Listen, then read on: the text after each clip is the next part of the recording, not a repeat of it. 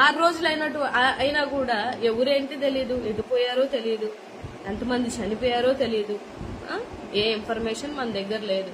అధికారులు మీ మాట వినట్లేదు, అది మీరే చెప్తున్నారు.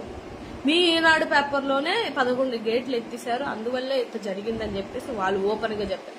నేనేదో చెప్పినట్టు నా మీద పడి ఏడుస్తారు. నేను చదివిందే చెప్తాను, చూసిందే మాట్లాడతాను, చెప్పిందే చెప్తాను.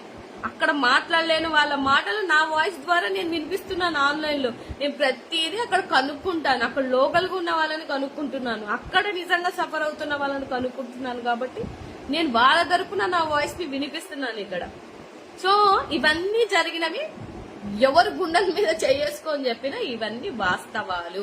ఇందులో బ్లఫ్ చేసేవో, లేకపోతే నాటకాలు చేసేవో, లేకపోతే అబద్ధాలు చెప్పేవో, ఇవన్నీ లైవ్ వీడియోసే, అందరూ చూసినవే. ఈవెన్ మీరు పక్క పార్టీ ఆ పార్టీ కదా, అన్ని పార్టీ వాళ్ళు అందరూ చూసేనవే. సో దీంట్లో నేనేమి ఉన్నవి లేనివి క్రియేట్ చేసినవి ఏం కాదు. అండ్ మీరు ఓపెన్ గా అధికారులు మాట వినట్లేదని మీరు చెప్పిన మాటలే నేను చెప్తున్నాను. పోనీ మీ మాట వినట్లేదంటే మరి ఇంకా మీరు అంత పెద్ద సీఎం పొజిషన్ లో ఉండి మీ మాట వినట్లేదని అంటే ఇంకా మరి అది అలా చెప్పుకోకూడదు. బేసిక్ గా మీరు చెప్తున్నారంటే ఇంకా మరి మీ ఊహకే వదిలేస్తున్నాను.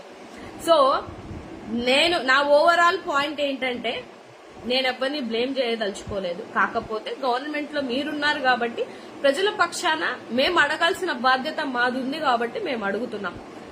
మీరు జరిగిన నష్టాన్ని ఒక ఎత్తున పక్కన పెడితే, ఆ జరిగిన నష్టాన్ని ఏ విధంగా మీరు భర్తీ చేస్తారు, ఎంత జనాలకి ఇచ్చి భర్తీ చేస్తారు, వాళ్ళని ఏ విధంగా మళ్ళీ వాళ్ళ జీవితాన్ని నిలబెడతారు అనే దాని మీద కాన్సన్ట్రేషన్ చేస్తే బాగుంటది. కక్ష సాధింపు రాజకీయాలు తర్వాత చేసుకుందాం. మీకు ఇప్పుడు ఎలాగో 5 ఏళ్ళు ఉంది, ఎలాగో ఫిక్స్ అయిపోయారు మీరందరూ, అందరినీ అరెస్ట్ చేయాలి, నానా కేసులో ఇరికించాలి అని ఫిక్స్ అయిపోయారు. ఇక ఫిక్స్ అయిపోండి. ఇక దానికి పాపం మీ వర్గంలో ఉన్న వాళ్ళని వదిలేసి సైడ్ చేసేసి మనం మాట్లాడడం అనేది కరెక్ట్ కాదు. కాబట్టి డెఫినెట్ గా ఏదేమైనా కూడా మీ బాధ్యతలు మేము గుర్తు చేసేదేం కాదు.